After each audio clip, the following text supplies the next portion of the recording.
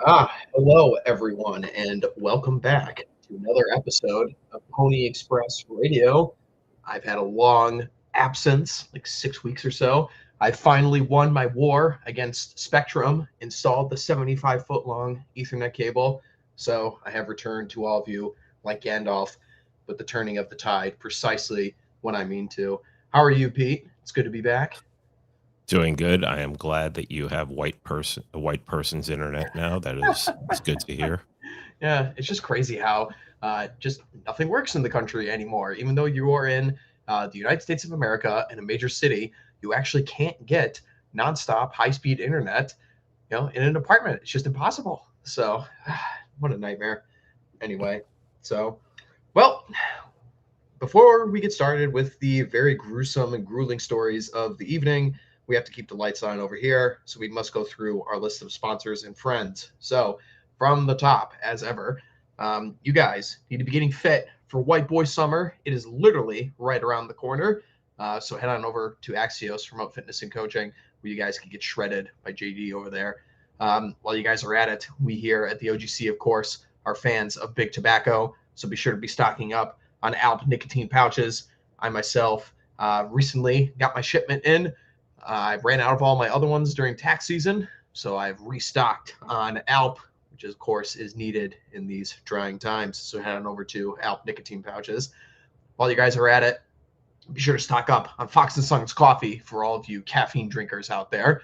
Everyone, of course, knows that I'm not a coffee drinker myself, but everybody who I've heard has tried Fox and Sons recommends it. So head on over to Fox and Sons Coffee, link in the description for a little bit of a discount. While you guys are at it, you need to be looking very, very sharp for this White Boy Summer, and you need to head over to Vendrillo Suits. So head on down there. It's just everybody knows instantly whenever you go to any of our conferences. Is that a Vendrillo? People know. You can tell the top quality. And we're very fortunate here that we have our guy in-house, Mr. Vendrillo. So be sure to give him some love.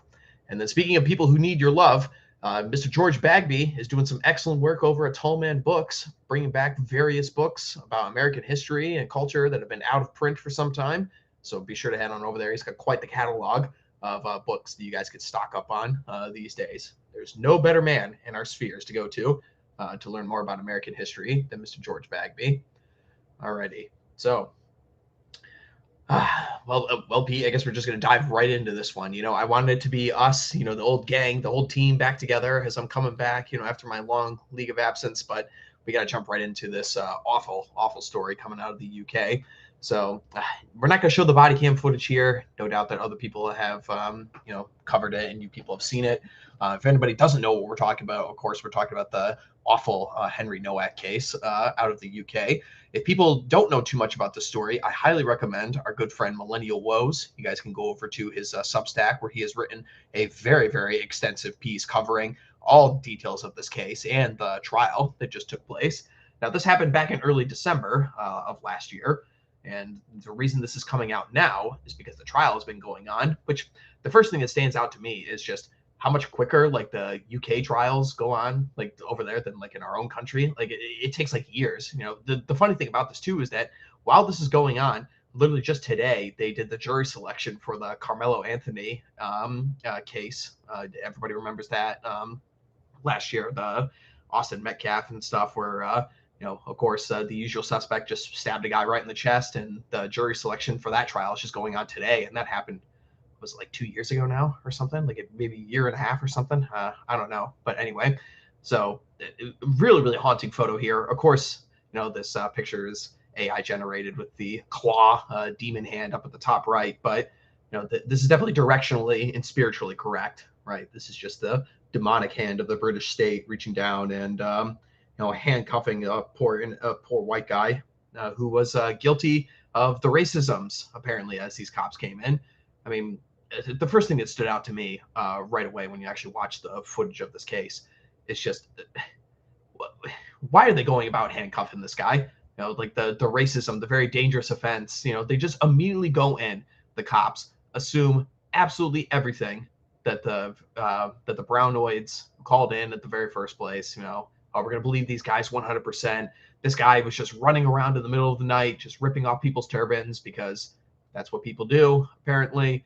and we're going to handcuff him even though he's keeled over on the ground, isn't moving, isn't responding, telling people I can't breathe, telling him I've been stabbed. And they're like, oh, this very dangerous racism offender is right here. We got to make sure we handcuff him. Where do we even start with this one, Pete? I mean, insanely infuriating. The it, it- people like to say that there's the state doesn't have a religion, but it's obvious in this when you have police that are going to take this, going to take the side of the oppressed, the downtrodden over over the evil Pharisees or Sadducees as they look upon the white native population of England. And from what I understand, this kid's Polish, but I mean, this has happened before, not like this, but very much, you've seen a lot of English die, be repeatedly abused. The whole grooming gang scandal, which is basically just a rape gang scandal. Yeah, and you just know that there wasn't a single non that was treated this way after literally raping children. Yeah, no, they do not. When you see that like a non can rape, even in this country, rape or kill somebody and be out in 5 or 6 years, and then some white guy makes a mistake on his taxes and like his life is destroyed and could end up in jail, or somebody just decides to tax protest because they don't want to pay for this bullshit. They're going to be treated worse than somebody who stabs some white kid in the heart. And yeah, I listen to British English podcasts, British Isles, the heritage English, heritage Scottish, and I hear them saying our system is different here. We just need to take over Parliament. Parliament is sovereign. If our guys were in charge, we could do this, we could do that. I mean, forgetting how elite theory works, and I know a lot of people don't want to study elite theory; they'd rather read Judy Blume novels. But this is only going to end one way. Everyone knows it. You can't say it in England and Britain because you will get arrested. You will be, you know, what happened to this kid will happen to you. But there's only one way this ends. And they need to start getting ready for that. I mean, I can't listen. I've not been able to listen to a whole podcast talking about this because it's so infuriating. Especially once you realize it's not only the nuns that have to go, that a lot of heritage English, heritage Scottish have become complete traitors, and they have to at the absolute they have least, to have the same fate. Yeah, at the very least, they need to be disenfranchised. At the minimum, it's like we can't live like this. I mean, during the opening, salvo of information that was coming out about this case as it relates to the trial, there were people who were coming out saying, oh, well, a couple of the police officers were nuns, a couple of them were women. And it actually did come out that of the 3 officers there, 2 of them were women and then one was a guy, but all 3 of them were white, all the officers. And it's like you hear on the body cam footage, the white male police officer there, he's like, no, I don't think you've been stabbed, mate. I don't think. It's like, dude, you don't even check. No, the guy's literally keeled over. You could see how completely lifeless this guy's hands are. I mean, it literally looks like a corpse, and it soon will be. Well, You know, I was This I is was this is just talking so horrible in every way. I was texting with our friend John Fieldhouse, and as soon as this came out, he said, if anything, they would want to pat him down. And if they would have patted him down, they would have seen the wounds, and then, they would have done something really quick because they don't want to deal with this. They don't want blood in their car. They don't want blood on them. They would have been able to see this real. All they had to do was pat him down. But You they know, just they immediately jumped to this kid is a villain. oh yeah, And I guarantee you the people that there is the percentage of people in England and in Scotland who are looking at this and are like, well, that's just another white guy's gone. And I'm not only talking about nuns, is higher than you would think. yeah. That's why there's no political solution here. Mm. It's just it's just so crazy. It is the perfect story to just show you how rotten all of our systems and all of our governments are.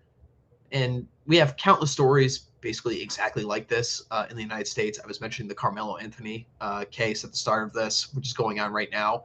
It'll be interesting to see how that shakes up in the end. But it's like you read the account of Woes when he was writing, the entire timeline of this case. So the cops come on the scene, not responding to a stabbing that has occurred. The cops actually show up and are called and even arrive on the scene in the first place because they're the racism patrol, and they're responding to the call from the killer's brother saying, "Oh, a racism has occurred with us. A guy came over, punched me in the face, and ripped off my turban." Apparently, that's the only thing that gets British police to respond to anything these days.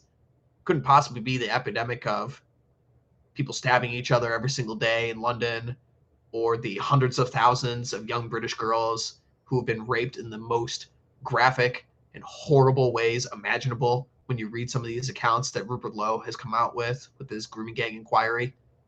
Literally like having them raped by dogs. So like the most utter depravity in the world. No, the British police, British state doesn't care about that. But oh man, as soon as a non calls in and says, I've been accused of a racism, I've been attacked by this evil racist Polish guy in the streets after my brother just stabbed him in the fucking face. Then they show up and like, oh yeah, this guy's just faking it. He's just keeling over on the ground, no big deal. I don't think you have been stabbed, mate. The entire system needs to be rooted out and pulled up from the stem. Two-tier I mean, policing. Literally I the English, yeah. the ancestors of the only home that they have is in England. They should get preferential treatment. There actually should be two-tier policing. It should be in favor of the fucking English. Instead, they're made criminals in their own homeland. Yeah, I hope for what's coming, for what's in their future. I hope white English men and Scottish men have as much know what needs to be done and are ready to do it, because this is just going to keep happening. Yeah, I mean, I would I rather see it happen with Rupert Lowe getting a prime ministership and Restore taking over and hoping they don't get subverted because, you know, that pesky elite theory again. Gee,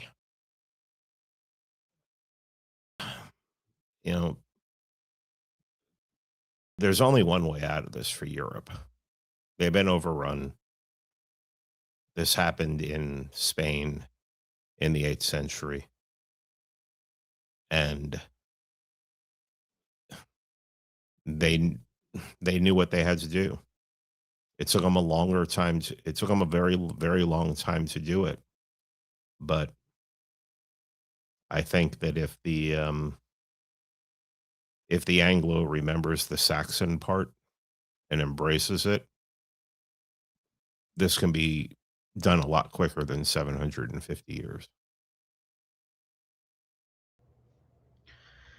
Yeah, I mean, we certainly hope so. I mean, I'm definitely polling for all of our friends across the pond. I hope that Restore is the one that gets into power here, which I mean, my gut instinct tells me that this is only going to help them, like in the polls and everything. I think that it seems to me that Keir Starmer, at least from my reading on the ground, isn't going to give up power anytime soon. So they have, what is it, like 2.5, 3 years to continue to push hard on these subjects and gain more and more ground. I mean, Nigel Farage was posting some pretty base stuff for him over the last couple of days. I just hope that the people over there aren't falling for this parlor trick from him. We know what Nigel Farage is. We know he's backstabbed the right every step of the way on his ascension into power, and we know he's had to be dragged kicking and screaming to a lot of these positions because he's now being flanked from his right by Rupert Lowe. I'll say this: Rupert Lowe had the best response to this, and actually was speaking in terms that we haven't even seen a politician over here in the United States talk about, where as soon as the sentencing was kicked or came out, where the murderer was sent to sent to life in prison with a minimum of 21 years, Rupert Lowe's first response was, when I'm elected prime minister, we're going to execute this man. Which is like, it's pretty based. I mean, this is what they have to come to realize.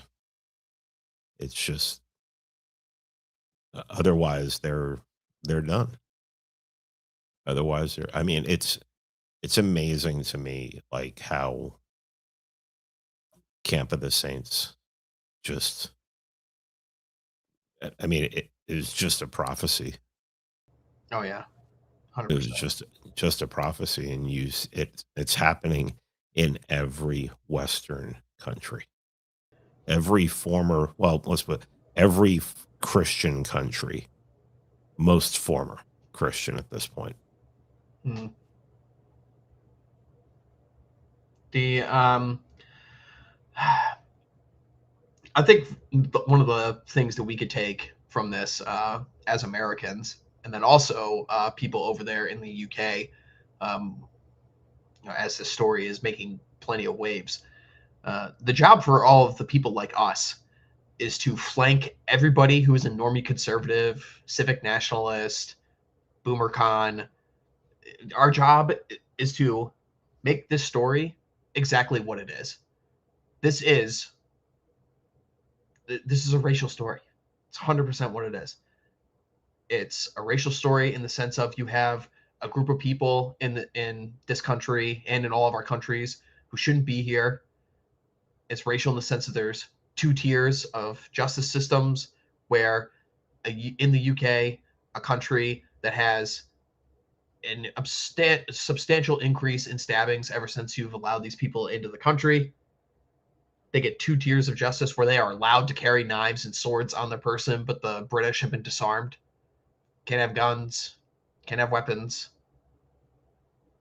It's racial in the sense of the anti-white policing that has been thoroughly entrenched in all the institutions in our country and in the entire West for decades, but especially in the last 6 years, since some degenerate overdosed on some drugs in Minnesota, and apparently we had to burn down the whole world for it. You have to hammer in that, oh, these responses from boomer cons, oh, we just need to ban the kukri or the kippa or the kura or whatever. See, we shouldn't even have to know about any of this fucking shit. I shouldn't have to sit here and have to try and like come up with, the fucking stupid names for these Sikh weapons and shit. I shouldn't have to care about this. I shouldn't have to know about this. It's a foreign alien group of people who should never be in any of our countries in the first place. Fuck your rules. Fuck your standards. Go back home. I don't fucking want you here. No, well, we just need to ban the public carrying of these knives, and that would have been fine. How about you just ban the fucking people from being in your country in the first place? They're not integrating. They're fucking liars and scammers. The entire family in this case, instead of seeking justice or any sort of social norm that we have in any of our countries, lied to the police, faked evidence of an assault, stole the kid's phone, literally fucking robbed him, took his shit, then decided to hide evidence from the crime scene, including the knife and the killer's phone. It's like, on every single step of the way here, the only solution is these people shouldn't be here, and they should be forced to leave. And that's it. That's the only response you can have to this. It's like, oh no, we don't need to fix the policing. That wouldn't have prevented this case. Oh, just banning like the public carrying of knives. Nope, that wouldn't have done anything. The only solution is to remove these people from our homes. They don't belong here. We were never asked for them to be here. They don't integrate. They're violent. They're liars. They all deserve to go. Every last one of them. And none of this, oh, well, the Sikhs are the model minority, as they literally just stabbed a person in the street and then all of them lied about it to cover it up. No, every last one of these people needs to go. All of them. I don't care how long you've been here. I don't care how many taxes you paid. I don't care, if you're the school teacher down the street. I don't care if you make great kebabs. Get the fuck out. Every last one of you. Yeah, the biggest problem, one of the biggest problems is that whites in the West have been taught that you're not supposed to see race, while everybody else does, and while everybody else champions their race, even members of their race they don't like, they'll champion. But whites can't. They just don't. They won't, because they've been told they're evil and they'll get in trouble for doing it. Well, I mean, you're just going to have to fucking do it. You're just going to have to do it, or you're going to fucking die. Your kid's going to die in the street like this kid did. And then what are you going to do? I mean, you could say, oh, well, I'll find that fucking non and I'll string him up. Sure. Sure you will. Maybe some people who listen to this would do that, but the average person isn't going to do that. The average person is going to make excuses for it. So we need people who are willing to step up and take leadership roles, and basically that's their message. These people want us dead. We've been saying this for years now. They want us dead. They want your children raped. And they think it's funny. And I mean, this is literally what the fuck happened in England. Your fucking kids are being raped. They're fucking killing you. What the fuck are you doing? Oh, we don't have guns. Well,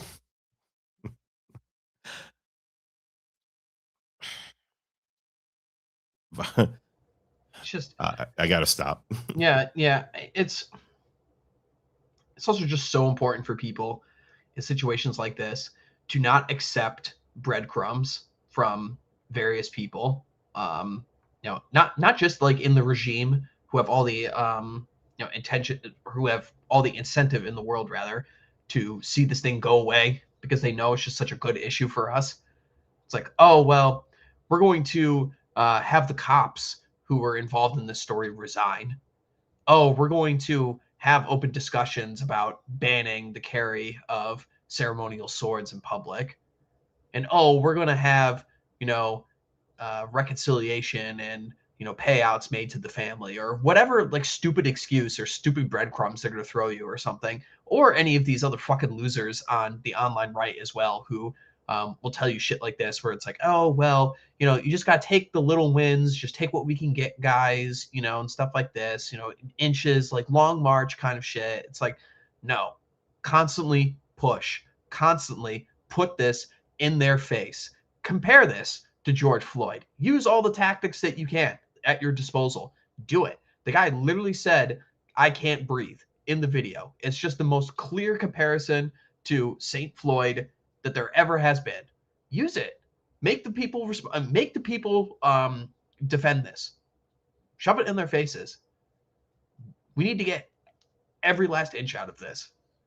Oh, well, It's disrespectful to the dead to use people for political purposes. It's like, just, I don't know what to tell you at this point, man. Like, if you're squeamish about using the death of this kid to try and save your country, like, what the fuck do you think is going to happen when shit actually really gets real in the end? And these nons are 20, 30, 40% of the British population. What do you think is going to happen then? They're literally raping your kids by the hundreds of thousands, murdering you in the street. And the state backs your enemies, your own replacement, your own violent deaths and murders. And you're scared about little indecency of looking back in anger and using a kid for political purposes? Give me a fucking break, man. It's what Sam Hyde said after Charlie Kirk got shot. He said, "This is your opportunity. This is your opportunity to basically destroy everybody who would advocate that, cheer it on, and especially laugh at it." And it just continues. It just continues, and you're trying to find a politician who's going to do something about it, who's not immediately going to be demonized or blackmailed, and something comes up, or they threaten his family, threaten his kids. I mean, this is the system we live in, and anybody who thinks that this system is going to save us is out of their fucking minds. And they really just need to stay away from me. I have no time for them. I've read too much about girls getting raped and kids getting murdered and seen it to have people be like, "Oh, we got political solutions." Oh, fuck you. There's no political solutions. I'm not going to say what the solutions are here. Everybody knows what the fucking solutions are. Jesus Christ. The hell is wrong with you people?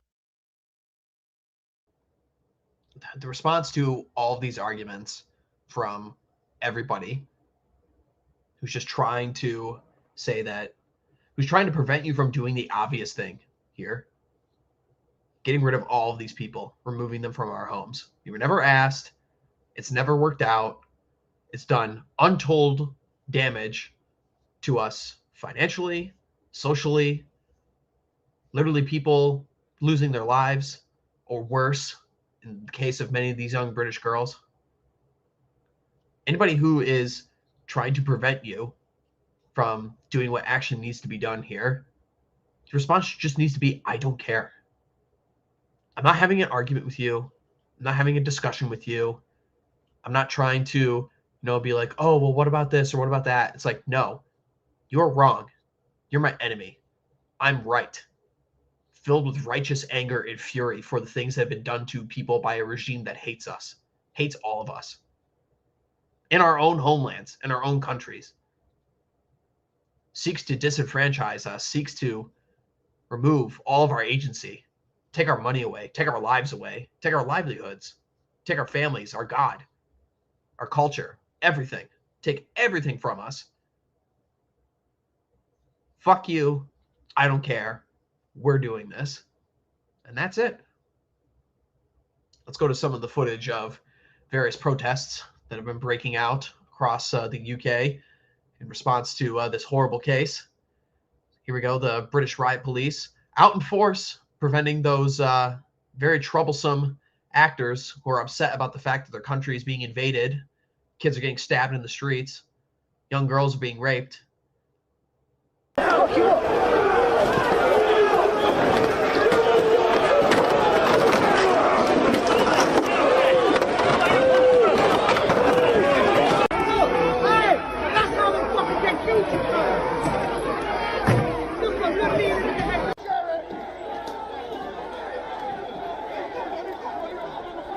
got one, they're pinning someone down over there. I'll tell you what, he's doing it like the fire. Oi, they're gonna fucking kill that geezer in a minute. Oh, so there they go. dogpiling a guy, slamming him with shields, kneeing him in the head. Illegal moves in MMA, I might add. Was there ever a response? Imagine one of those cops kneeing some non in the head like that, even if he was a child murderer. The outrage that would ensue. No, I don't want to be like, oh, imagine if the roles were reversed or what have you, but it's just more evidence of the thing we're literally talking about right here. The British police are the enforcers of an anti-white regime. That's all I think that neon green would make good decorations. But I'll leave it at that. Yep. I mean, I just don't. I don't. Yeah, there's just not much more we could say, right? It's keep the story in the news. What we could say about it. is, I know that the richest man in the world has expressed outrage over this. The richest man in the world can load up ships and send necessary supplies to England and Scotland. Yeah, a lot of people have a lot of criticism of Bronstein's pervert for a number of reasons. But one of the things that I will always appreciate that man for in his book, Bronze Age Mindset, is the breakdown of the difference between the elites of our time and the elites in the past. Okay. The fact that our elites today, the richest people in the world, would rather spend their money going to Hollywood parties and try and curry favor with people who act for a living and other clowns instead of trying to take over countries with the amount of resources that these people have, or just do anything masculine or ballsy whatsoever. It's just crazy. If you have billions upon billions of dollars, this problem could be solved so fast. And that's the thing that is just so unbelievably frustrating about all of this. We are just stuck under this regime of quangos and bureaucracies and managers and interconnecting webs of, office women and all this other bullshit. So it's just so fucking easy to actually fix all this stuff. We have the fix everything button. It's right here. We've had the button for thousands of years. We know what needs to be done. Everyone's just been so neutered.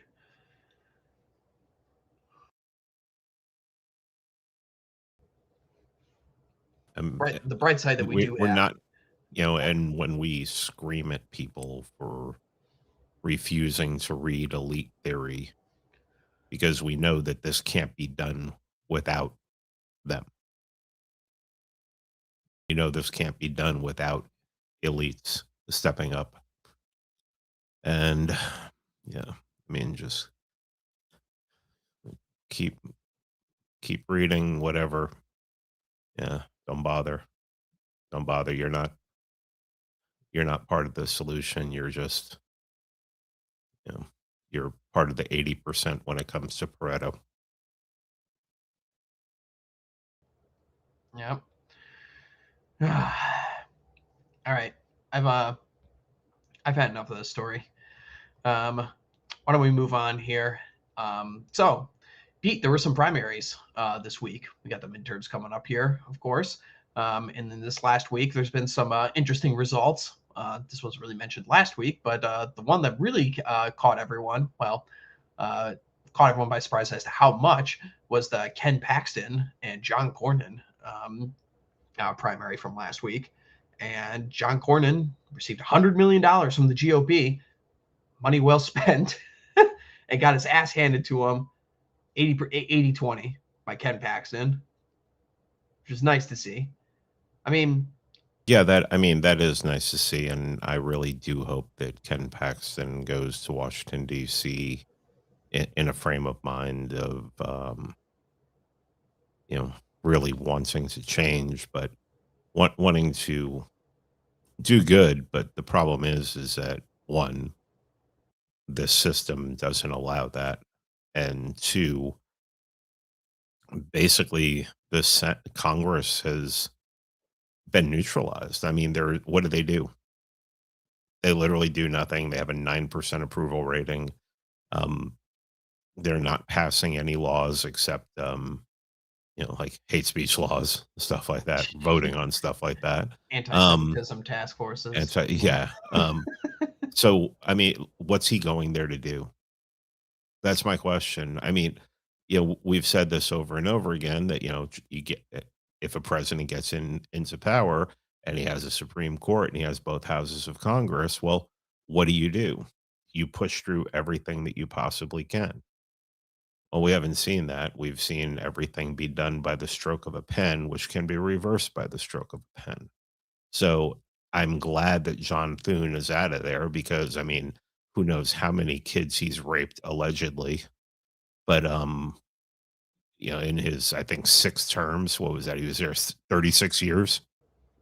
Um, it's good to see someone like that gone, but really, what are we changing here? What is the purpose of Congress at this point?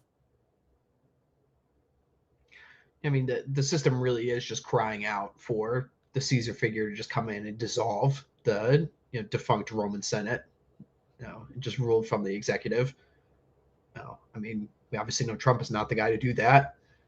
Hopefully somebody in the future has that mindset. But like this like Hydra head, it's just so frustrating to me when I see like a primary challenge that goes like this, and then we just see like the Thomas Massey primary challenge that just happened before that. And it's like I'm sure this was talked about quite a bit on the show at the time, but I mean, like, the things that Thomas Massey got right were the things that nobody else in Congress got right, and the things he got wrong, literally everybody got wrong. So from where I was sitting, it's like, okay, well, I mean, I'd rather have that guy there than not there. I mean, I get very annoyed with him.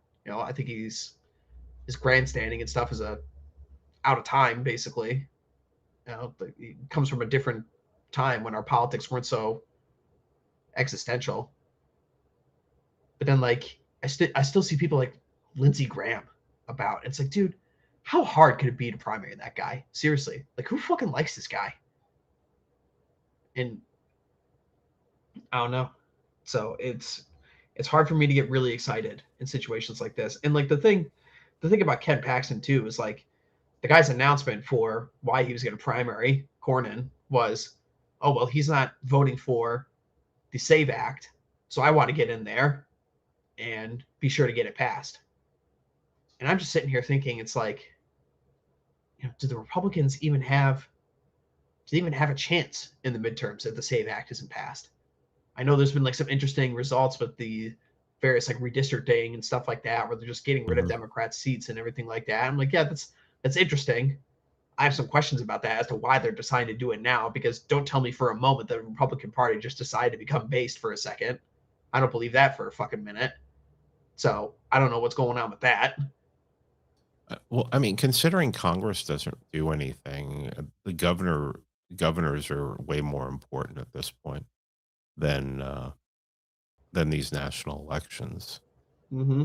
Yeah, and they can do a lot more. Sure, they're politicians too, but you have a better chance of getting of somebody you like and you agree with, and who shares values with you, getting in the governor's mansion and trying to do things in your state, than having someone go up to Washington D.C. and just even if they aren't corrupted. I mean, the ones that aren't corrupted don't get anything done, and the ones that do get things done, nothing gets done for us.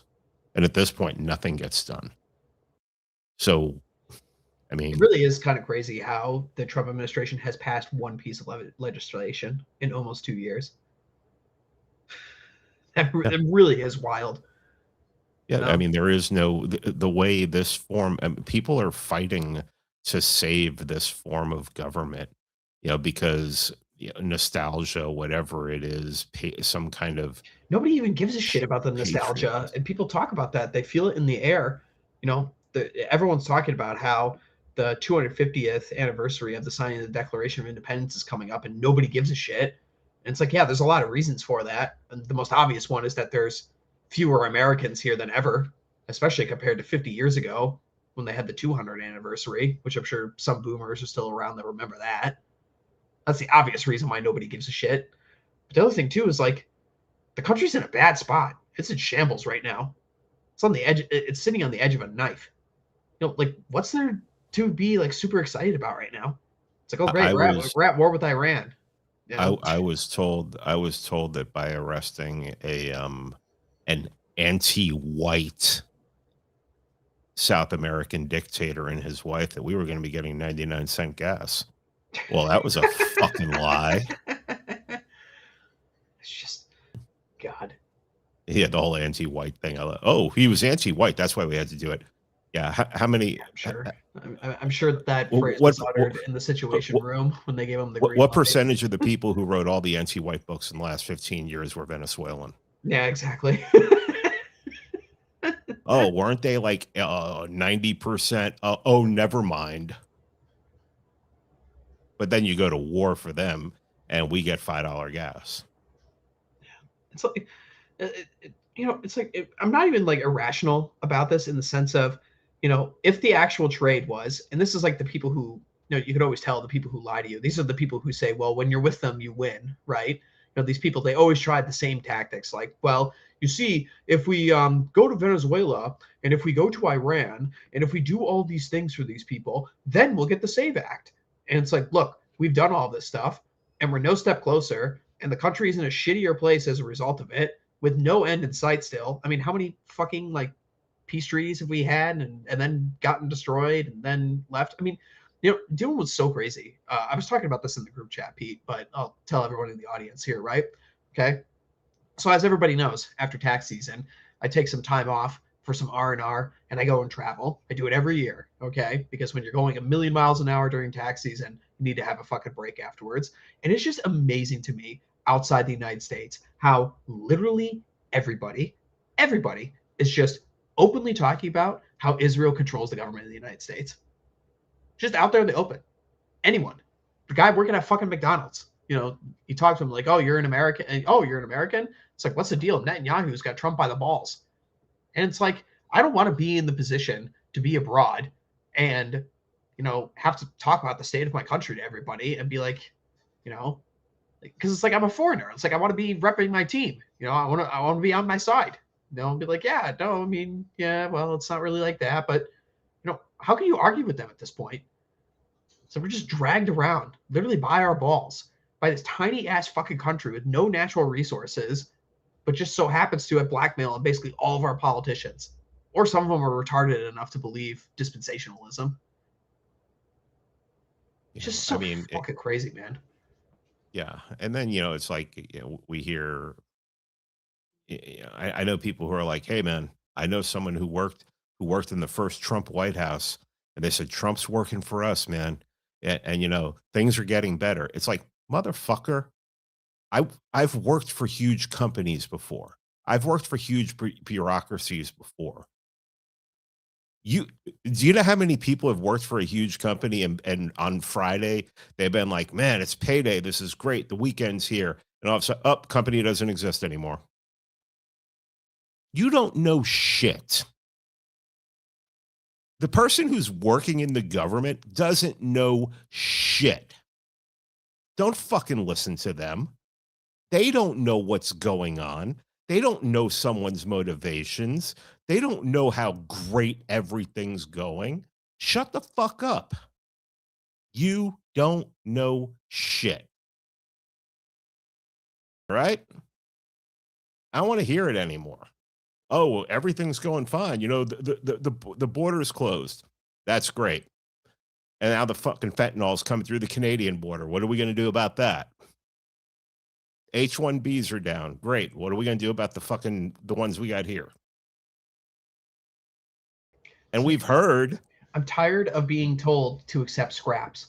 I'm done. We all know, all of us knew what needed to be done before the election. None of our opinions have changed on this. Okay? All the main issues that are facing this country, we all know what they are. We all know how they're supposed to be fixed. And I'm open to discussions and arguments about how like, oh, Rome wasn't built in a day and stuff. I'm not like some, crazy loon here who expects, everything to be fixed in 5 minutes, okay? Because we're dealing with civilizational rot here, basically. But what I won't stand is 4D, 5D chess nonsense, because that line of thinking has never worked even once. Literally ever. Ever. People have memed themselves into this position of 3D, 4D, 5D chess of things. It's just ridiculous. It's like, don't tell me that, oh, well, we just got to do these extra 10 additional steps and then step 11 is going to be where we win. It's like, dude, I don't fucking believe you. I don't. And I think you're lying to me. Or you're fucking retarded. In which case, I don't want to listen to you either. Give me something concrete that is one step. Give me a reason why I should be doing XYZ thing or shouldn't be doing ABC thing. I mean, all we wanted is all we talked about was deportations.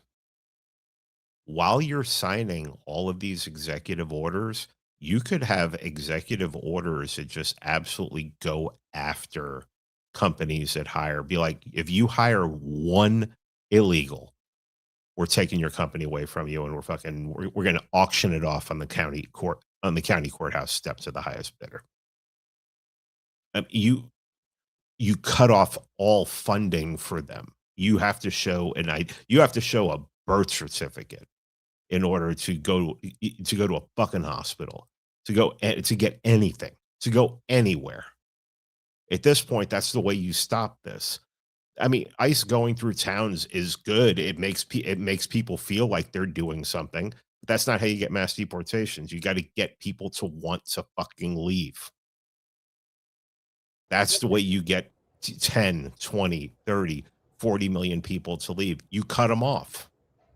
And you punish anybody who is assisting them and keeping them here, making it so that they can stay here. How fucking hard is this? Yeah, it's the thing about it too is that getting bogged down in the arguments over numbers or what have you, it's just completely wasting time. Okay, like when we actually have mass deportations, oh, we'll know it. Trust me. I won't need to look at numbers and statistics. That's what Bovino said. Bovino said he's 100% correct. And he's 100% right. And was pushed out the fucking administration because he's right. Every leftist would be to have cameras of look, my neighbors are gone. Look, their apartment's empty now. Prices would be going down. Housing would be opening up. I mean, this stuff is not happening. You just wouldn't see these people. You go to any public place, you see them everywhere. It's the most stark in airports. It's crazy. It's fucking insane. There's like almost no white people in the airports. It's nuts. Atlanta Airport it may as well not be a part of America. It's barely is. It's crazy. Like we will fucking know. And I really hate this shit where everybody like tries to go after us and attack us or something like this, and it's like, well, you guys try and say like the Trump administration isn't doing anything, yada yada yada. I'm like, dude, they are doing things. A lot of things are bad, a lot of things are good, but all in all, it's entirely insufficient from where we need to be to actually save this country. And the most crucial and critical part, actually, of even getting to the next steps into the future to go on with this argument about Rome not being built in a day, i.e. securing the fucking elections and the voter rolls, the bare minimum isn't even being done. And so I'm sorry, it's really hard for me to get excited about some guys winning some primaries here and there, which is really cool and is really great. And I encourage people to keep doing that. I would love to see primaries for people like Lindsey Graham, all these other clowns, get rid of all these losers. I would love to see that. Great. Keep doing it. Do what little you can. But don't tell me that, oh, we're just going to cakewalk our way into 2028 and beyond, and we're going to get the 10,000-year Trump Reich. Like that, you're delusional, man. You're literally delusional. I mean, go tell the English, hey, you just gotta have a little win here and a little win there. And meanwhile, your kid, your girls are getting raped, and your sons are being murdered. Just a little here, a little there. See, one election over there, one here, and the people who are championing that. I mean, I, I don't want to say anything about restore because I don't know, but what I do know is that all of these fucking things always get co-opted in this liberal, in this post World War II Nuremberg regime. Everything gets co-opted. There are no political solutions. If somebody's telling you that, they're selling you something. On the national level, I still think things can be done in the state and local, but Speaking national of, level, that place is corrupt as fuck, and you are not saving it. man, that's the thing, man. It's like the people think that, oh, we just need to actually play this game by the rules, and if we get the right people in there, we could actually use the rules and we'll be the ones in charge. But it's like the entire system, the way it is constructed, is to ensure that guys like us and people like us never win, ever. And so the best solution to this is to just throw over the game board and say, fuck you, I'm not playing this game. It's not, oh, I'm going to beat them at their own game, or, oh, we're going to do this, and, oh, I'm actually going to be the game master this time because it's my turn to play. It's my turn to be on top because the other side is going to play fair, right? It's like, no, this game is always, in all times, in all places, designed to prevent people like us from getting the things that we want. And there is no changing that. There is developing something new. That is on the table. And there's plenty of historical precedent for that. But if you think it's going to look like what exists now, it's literally like you break, oh, I went and did something to break my leg. You wait and heal up, and you're like, oh, I'm going to go break my leg. I'm going to go do the same thing over and over again. I mean, how do people think this system can work for them? You can take over an office here, an office there, but it's so deeply entrenched. And then you have people who go up there and it's like, well, I'm going to drain the swamp. And they get up there and what do? They always become a part of the swamp. And like I really hate this stuff too, because it's like whenever we talk about these kinds of things, people will just immediately try and cast you aside by saying, oh, you're truding out, you're being a third worldist, you're being a black pillar, you're being a panikin, all these thought terminating cliches that are just used to immediately shut down the conversation, which basically means, sorry, I don't want to keep backing your grift. Okay. Like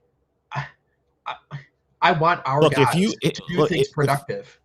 If you think that the best thing for you going forward in this space, in this whatever, is to take Jewish money and save up for the future and try and insulate yourself that way, just do it. Do it.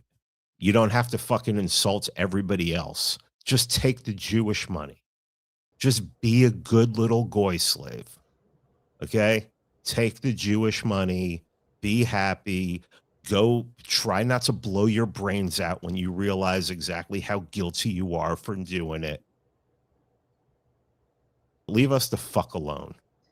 Because what you're not proposing any solutions other than we got to become Republicans and conservatives.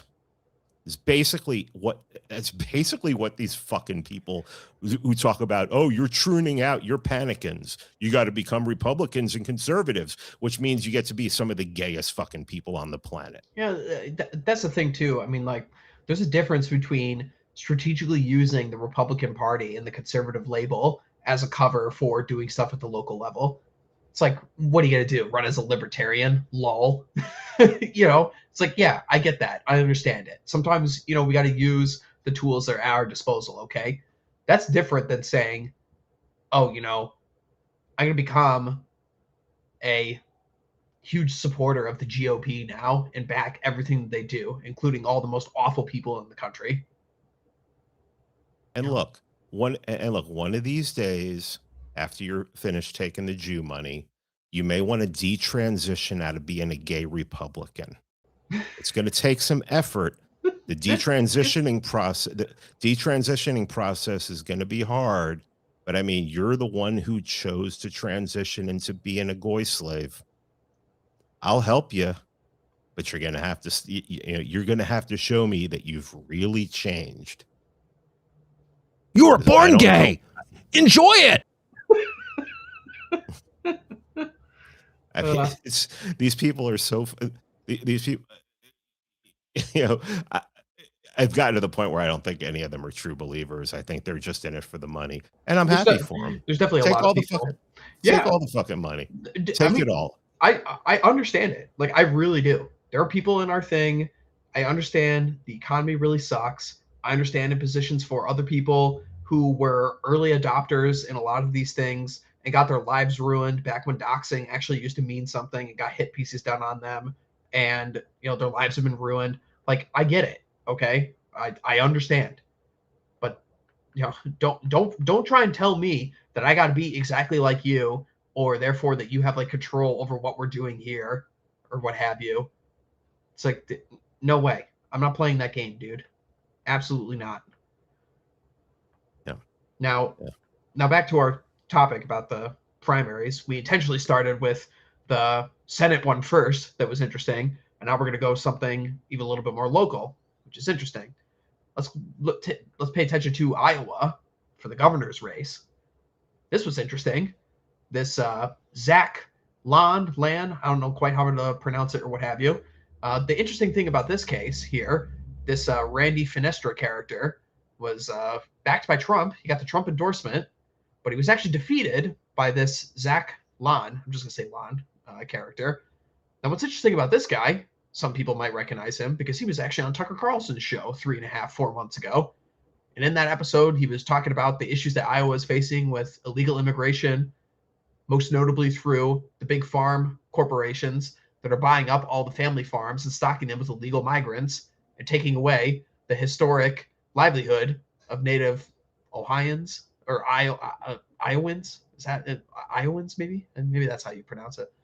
So, yeah, that guy won his primary, only by like 2,000 votes too. So that's awesome. That's cool. Guy who's speaking the right language, running up a, potential governor here in the fall. That's it. It'd be interesting to see how much, Adelson and that crew type money Finestra took the to just because it's like I've heard a lot of people coping about how the only it wasn't them pouring millions, tens of millions of dollars into the campaign and basically saying that Massey is a Democrat who always votes with the Democrats. I mean, just flat out lie, and then have the Secretary of War go and speak to 20 people, on the behalf of a guy whose name I can't even remember right now. But it'll be interesting to see how this played out, how much money, how much casino money was given to Finestra. I think it's a positive development that there are people who can run in the Republican Party who do not have the Trump endorsement. Okay. And that's good. And that's going to be paying more and more dividends going into the future, because if you think that Donald Trump is just going to go away when he leaves office in 2028, I mean, that guy's going to be hooked up to as many life support and life-saving machines as you can imagine, and his corpse is going to be dragged out like Joe Biden's at the end of it, saying, "Oh, well, this is the Trump-backed candidate." I guarantee you that's going to happen. Guaranteed. Well, the thing that excites me more about this one is that it's a governor of a state, and I know he still has to run up against a Democrat in order to become governor. But I think governor is just way more important than Massey's seat, because as we've absolutely clearly stated and shown, Congress isn't doing anything right now. Congress is just, Congress is the face that they're like, oh, look, here's your elected. These are the people who work for you. Oh yeah, that's Yeah, this is completely the evident. this is the line that Daryl was taking in his show Provoked with Scott Horton, and I totally 100% agree with him on this one. It's like, well, what do we really gain by having Thomas Massey there? I mean, again, Congress doesn't do fuck all. It certainly doesn't do anything in our direction. So, what was he going to do there? Grandstand and talk a little bit more? Which, I mean, granted, I would still want him there doing that because nobody else is going to do it. But there's definitely some. It's a Pyrrhic victory for them. The asymmetry here is, we need to spend millions upon millions of dollars, the most in any American primary in the history of the country, just to unseat this one guy, while also exposing the fact, of course the Jewish lobby had nothing to do with this. Next day, we did it, guys. Oy vey. Yeah, it's been something to see, but yeah, the whole Massey thing. The good thing about the Massey election is that you know people most people are not going to be as nuanced to say, oh, well, he didn't vote with Trump on this and he didn't vote with Trump on that.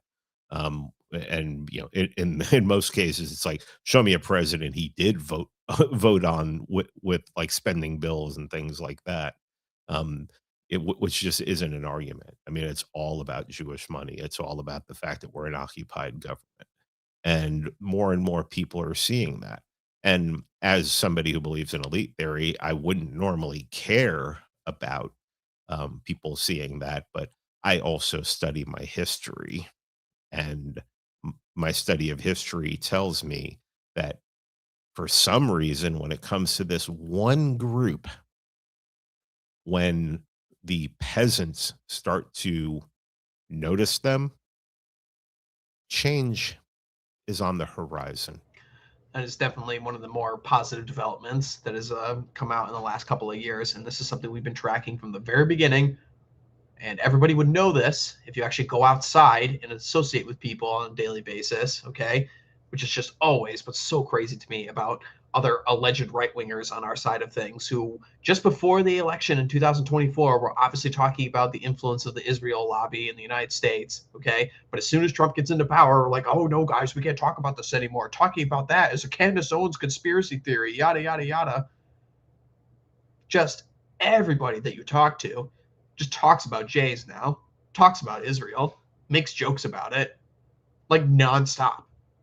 Just like every average sports watching dude bros, everybody makes fun of Israel now. Everyone talks about being bought and paid for by Jews. Everyone. And yeah, it's not as intellectual as I would hope it to be, like an actual foundation of, how did this come about and who are some of these people and what can we do to stop it? But I'd rather have people doing that than the alternative. And even if some of that leads down to crazy wacko conspiracy theory nonsense that Charlie Kirk was shot by a 360 no scope from the Israeli lobby next to Emmanuel Macron's wife sitting around the corner, that's still better than the shit that people get from Fox News and MSNBC and CNN. That's still better than regime media. Yeah, so, I mean, there are people that we know, in our families, people we care about, who watch Mark Levin and actually believe what comes out of his mouth. That's more crazy. The stuff that Mark Levin says is more crazy than anything that Tucker Carlson has ever said, on his platform, or any guest that he's had on his platform has said. Easily. Let's take a look at one final primary, one that caught everybody's eyes this week. This one coming out of LA. Now, I've heard from various people who are in and around the LA area. I don't pretend to understand or know what's going on in California. I try to avoid thinking about and going to that state as much as possible. But Spencer Pratt moving on to a runoff. So I don't really think he's going to get it in this runoff here, because I highly doubt that any of the people who are, like didn't vote for the Jeet that was running, or somehow going to vote for him. You know? I mean, at least the Star Wars name came in last. Yeah, that's certainly cool. Well, so I mean, I don't know too much about this guy. I've seen the clips going around. You know, seems like a pretty sensible dude. I mean, I'm kind of wondering, like, almost part of me kind of thinks that, you know, wouldn't it be better in a situation like this to, in a state like California, and especially in a city like LA, maybe like actually trying to hide the power level might actually work more into your favor, like just run as a Democrat. I don't know. I'm not going to pretend to know the situation over there. But from what I do understand from people who have their, you know, their sources and ear to the ground a little bit there, know that the LA mayor is just one key node in this giant spider's web of corruption. So can he actually do much even if he does get it? I'm skeptical. But I like the idea of him being there at the very least. Maybe if he gets in against all odds, you know, maybe it'll work out. The thing that's most mind-boggling to me, though, is that there's not even 1 million votes like in this primary in LA. You know, it's just yeah. It's like, you know, if there was ever time for, you know, magical ballots being found under desks, yeah, you'd really think they'd pull it out for this one. It doesn't really take much effort, right? Well, it's just good to in a place like LA, it's good to get that guy out there saying the things he's saying, just to because it gives people who agree with him, who would normally stay silent because of because of pressure, like, maybe they start opening their mouths and start saying the same things. Yeah, that's true. Which is a good tactic for anybody in an area where there's a primary that's trying to unseat an establishment character, whether you know, Republican or otherwise. You know, that's actually the time that you should be holding up like signs and putting them in your front yards and stuff like that, because it's a social signal to everybody else saying, "Oh, it's okay to support this guy. It's okay. There's more people around me who are like this." You know, like if you are actually looking to unseat somebody in a primary, somebody like Lindsey Graham or something like that, you know, canvassing and kind of traditional political activism like that with signage and everything, those can actually be very useful in situations like that. Yeah, agree. All right. Why don't we move on to our final story of tonight, Pete? Let's check in on our old friend, Uncle Jared. Now, to be honest, Jared Taylor, like, he kind of went dark for me. I didn't really know too much about what he was doing. I mean, he came back to Twitter. So, you know, he was gone for like almost 10 years, I think. He was banned, came back earlier this year, and, you know, got to have a little bit more exposure to him and stuff. And I was like, oh, okay, that's neat. You know, one of the old heads here. I guess I can't really say that I have much, you know, bad to say about Jared Taylor. You know, he just stays in his lane. He talks about his one issue and he does it well. So there you go. But this story came across the timeline today that he was scheduled to give a talk in Paris, France, and they shut down the talk just about as he was about to start. The first thing about this that I just despise is, like, do you guys have no sense of decency? I mean, look at this crowd of people. There's like 20 fucking people in this crowd. And, you know, you got the French guys walking in with their G36s or whatever else is standard there. This guy with his beret on. I just love his app. Jared's like great smile about this. He's like, really? Like, you guys are going to shut down this talk? Really? Oh, I don't know if I heard correctly, but I could have sworn when I saw the video that Jared was speaking to them in French. I would I know not be he's surprised. I would not be I know surprised at all. yeah, he's multilingual. Um, what interesting thing is, there was a conference in Portugal that went off that happened Yeah, Bavino like a was week there. ago, and Bovino was there, and I think Martin Sellner was there, and I think our friend of the show Kevin Deanna may have been there as well. So yeah, that's good. But yeah, I mean, you have to expect this in Paris, and I'm glad they tried to pull it off. But I mean, Paris is, yeah, The irony being, it's this is occurring right at the time where a bunch of nuns were rioting in the streets because of a soccer game. It's just yeah, yeah. I mean, why would you Why would you worry about that? I mean, this just goes back to our first story. Is this really only gets solved one way? Oh yeah. And people, you know, I think people are starting to recognize that. And I will say that I'm very aware of what is available to the average citizen in France, and it is much better than England. The other thing I'll say is like, I guess one of the things I'll conclude on here this evening um, is I am hopeful for the future for a number of reasons. I mean, I it's very encouraging for me to talk and speak to other like old heads in this thing of ours who have a little bit of perspective of where we are and where we've come from, especially when I talk to guys like you, talk to guys like Thomas, who are like, years ago, man, we just had nobody. We had literally no one. No one was taking our ideas, nothing.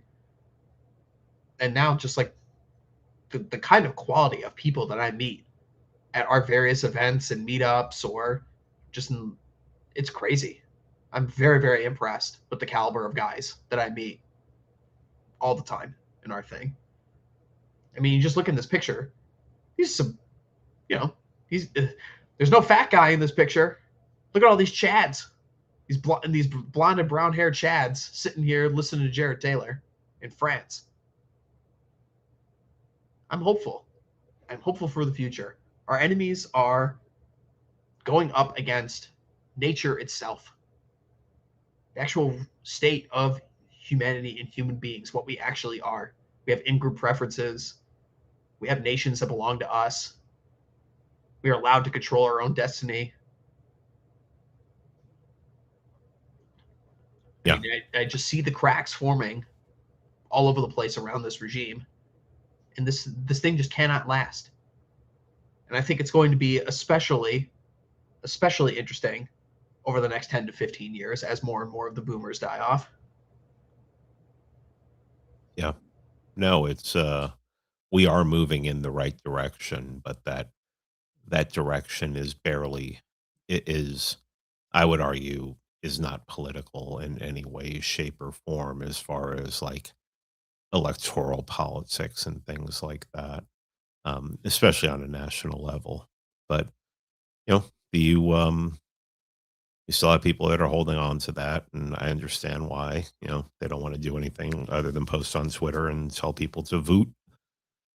But yeah, those of us who are out here doing things, we know those of us who are out here meeting people face to face, talking to people face to face, and seeing the fire in their eyes, and you just have to help people to organize, help people to understand what's best for their area, what they're doing in their area at this point. You know, no starting publishing houses. We have enough right-wing publishing houses. You know, um, I'd argue we probably have enough podcasts, and it's not that I don't want competition, because I don't even think of other podcasters as competition. I just think there's enough out there. They need to be beaten the feet, and that's it. The only reason even to be online at this point is to make additional connections. You see someone who writes something, look impressive, and maybe you approach them and tell them about what we're doing.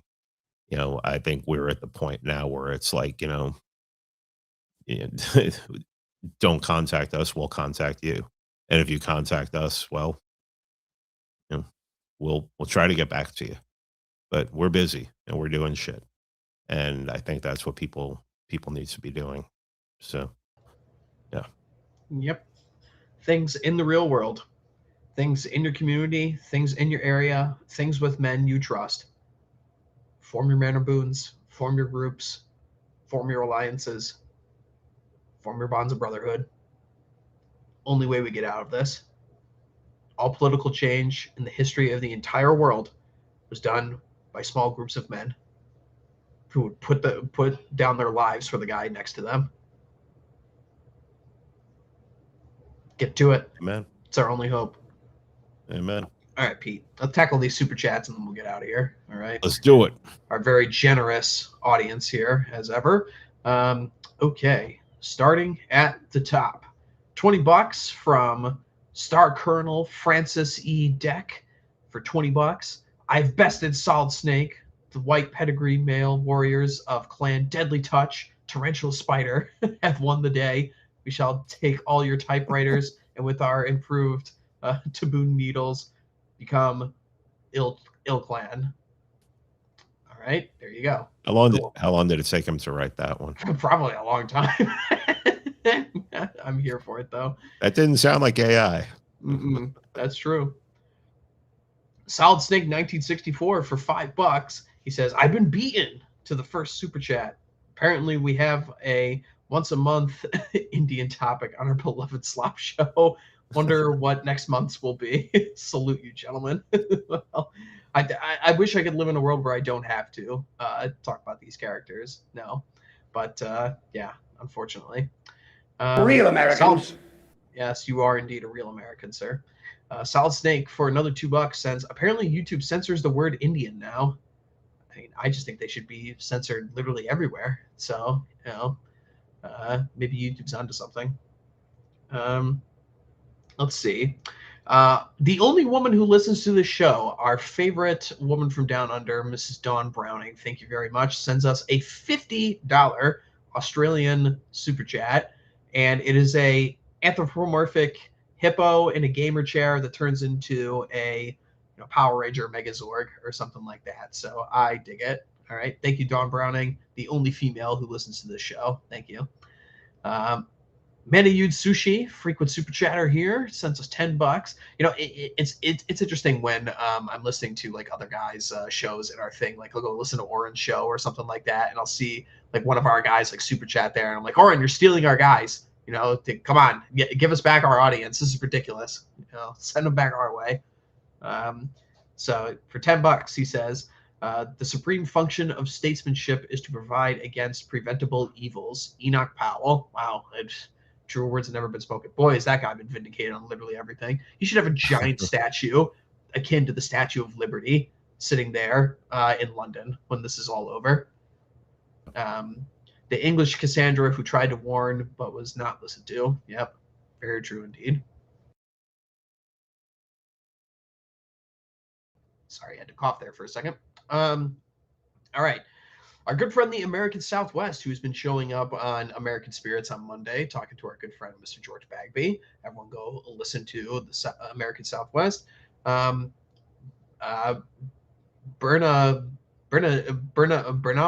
County, whatever, some Mexican name, is a sanctuary county. I plan on changing that, or at least make myself extremely annoying for the other commissioners. Well, there you go. Do what you can, my friend.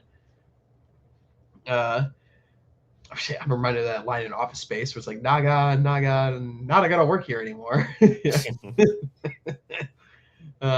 Sir Blank. It never gets old. Sir Blank for $5. I'm surprised white gangs haven't arose naturally in the UK. The mafia seemed like a somewhat organic response to crime. The state is out to stop it. Yeah. That is an interesting point. I mean, well, it's one of the reasons they needed a surveillance state.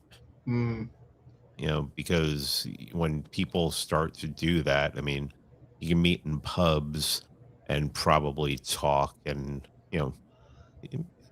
scheme a little bit, but once you get out into the open, I mean, there's cameras everywhere now. Yeah. Where's the IRA, man? Sorely missed.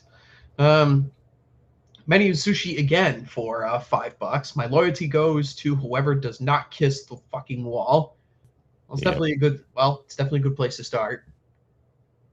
I think the first person I heard say that was what's her name when she came back? Shoe on Head. You see, I'm not voting for anybody if they've kissed that fucking wall. I just want one person to go there and draw a dick on it. just one person. Come on. Just piss on it. It's an old Roman fort, anyways. Bolero 393, another frequent super chatter. Good to see you. For $50. Thank you very much, sir. He says, "Rip with the Angels, Henry Nowak." Yes, indeed. May the Lord bless him and keep him. Indeed. Seasider, our other frequent super chatter, sends us $10 and a salute, as he does every week. Thank you, sir. You are a real American. Real Americans. Then we got Fulpis Persona, who sends us $20, and he's also sending us a salute. He too is a real American. Real Americans. Damn right. I love that soundbite. $10 from Bolero 393 again. He says, "Tomorrow morning during your morning dump, imagine you're hovering over your least favorite MSM anchor. Enjoy yourself by doing more important work in 5 to 30 minutes than they will in a career." There you go. Nice. City Break Dancer Man, our favorite super chatter name in the audience.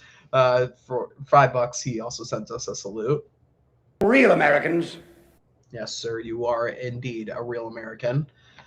And then finally, we got Sir Blank once again for $2. He says 4/5 of white Zoomers are J-pilled on the right. Yes, that is absolutely 100% true in my experience with the young guys that I've talked to.